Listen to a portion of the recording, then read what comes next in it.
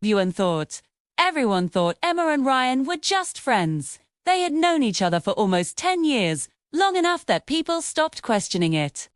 Long enough that their closeness felt normal. Long enough that even Emma and Ryan convinced themselves it was nothing more. They met in college, bonding over late-night study sessions and cheap coffee, sharing secrets about broken hearts and uncertain futures.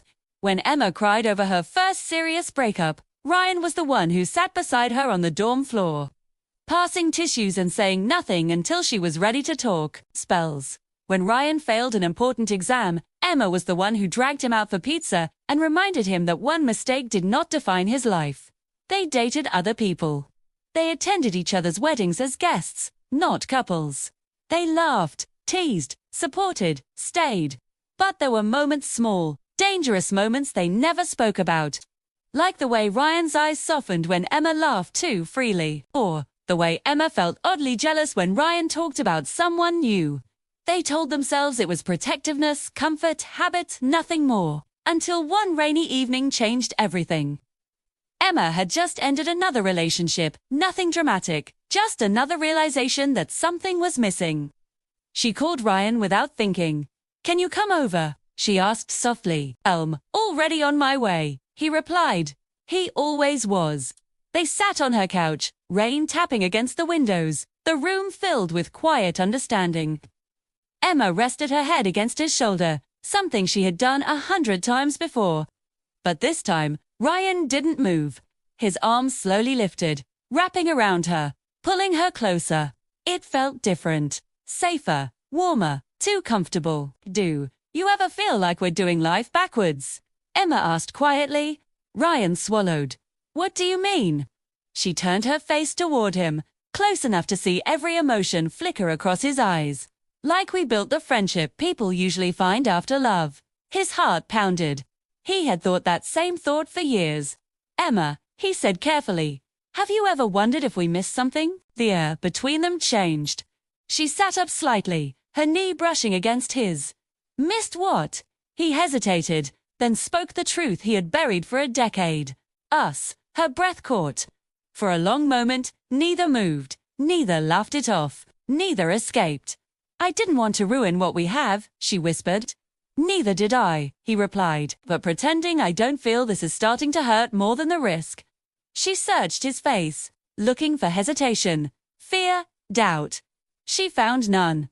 Slowly, carefully, she leaned in. Not rushing, not dramatic, just honest. Their lips met in a soft, tentative kiss, brief, trembling, filled with years of unspoken emotion. When they pulled back, both were breathless. "That," Emma whispered, "felt like coming home." Ryan kissed her again. Deeper this time, his hand gently cupping her face as if she were something precious. The kiss was unhurried, emotional, carrying every memory they shared and every possibility they had avoided. From that moment, everything shifted. They didn't rush into labels. They talked. They asked hard questions. They worried about losing the friendship that had carried them through so much. But love had already crossed the line. Dating felt strangely natural. Morning coffee turned into shared breakfasts. Movie nights became excuses to sit closer. His hand found hers instinctively.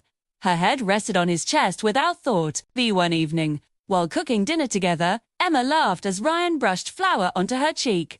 She turned toward him, smiling, and he leaned down, kissing her softly.